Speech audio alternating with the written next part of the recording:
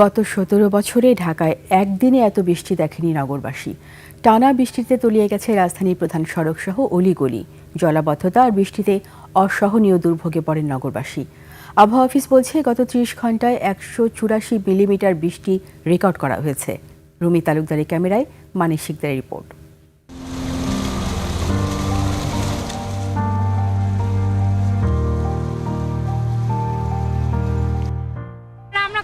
যেতে পারি না, তাই জন্য এখানে মনে করি কক্সবাজার। এমনি আর্জেন্টিনা জিতছে, এটা উল্লাস করবো, এটা করতে পারতেছি না বৃষ্টির জন্য। পানিতে সব ব্যবসা বাণিজ্য বন্ধ হয়ে গেল।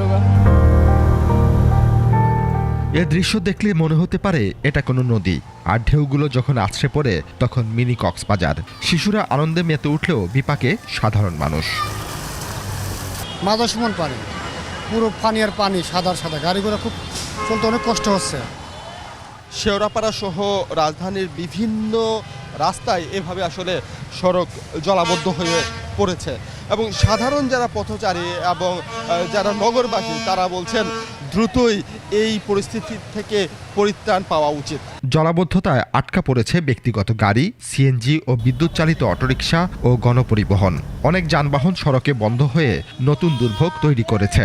আমি এখান থেকে ইউটার্ন নিচ্ছি, সামনে আর গাড়ি যাওয়া যাচ্ছে না, অনেক পানি, সাইলেন্সার ডাইবে যাইতেছে। রাত থেকে চলছে টানা বৃষ্টি মাথায় নিয়ে নগরবাসী ছুটছেন কর্মস্থল সহ বিভিন্ন গন্তব্যে।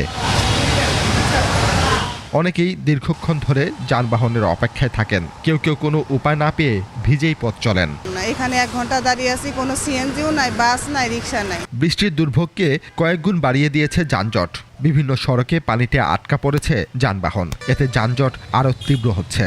রাস্তাঘাটে পানি জমার কারণে গাড়ি ঘোড়া যাতায়াতে একটু অসুবিধা হচ্ছে এবং সর্বোচ্চ পরিমাণে আমরা চেষ্টা করতেছি যেন দুর্ভোগটা যত দ্রুত কমানো যায়। সবচেয়ে বেশি দুর্ভোগে পড়েছে হকার ও শ্রমজীবীরা। বৃষ্টিতে অনেকেই দোকান খুলতে পারেননি, যারা খুলেছেন তাদের নেই বেচাকেনা। বৃষ্টি হলে তো আমাদের অনেক অবস্থা খারাপ হয়ে যায়, বেচা কিনে হয় না।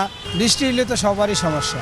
এদিকে আবহাওয়া অফিস বলছে, বিকেল থেকে বৃষ্টি থামলেও রাজধানীতে রাতে আবারও বৃষ্টি হতে পারে। ঢাকা, সিলেট, ময়মনসিংহ, রংপুর, রাজশাহী সহ প্রায় সারা দেশে আগামী 24 ঘন্টায় বৃষ্টি অব্যাহত থাকবে। 30 ঘন্টায় বৃষ্টিপাত হয়েছে 184 মিলিমিটার, অর্থাৎ অনেক বৃষ্টি হয়েছে, যদিও অন্যান্য সময় বৃষ্টিপাতের পরিমাণ এত বেশি ছিল না। তবে আজকে যে এরকম বৃষ্টি হয়েছে, অতি ভারী বর্ষণ, আমরা আশা করছি যে এরকম আর এত অতি ভারী বর্ষণ হবে না। টানা বৃষ্টি একদিকে যেমন জনজীবনকে বিপর্যস্ত করে তুলেছে, অন্যদিকে বাড়াচ্ছে নগর বন্যার আশঙ্কা। তাই এই মুহূর্তে একদিকে যেমন মহানগরের জলাবদ্ধতা নিরসনে দ্রুত পদক্ষেপ প্রয়োজন, ঠিক তেমনি নিম্নাঞ্চলে সম্ভাব্য বন্যা মোকাবেলায় আগাম প্রস্তুতি নেয়ার প্রয়োজন বলে মনে করছে নগরবাসী। মানিক শিকদার, 21 টেলিভিশন, ঢাকা।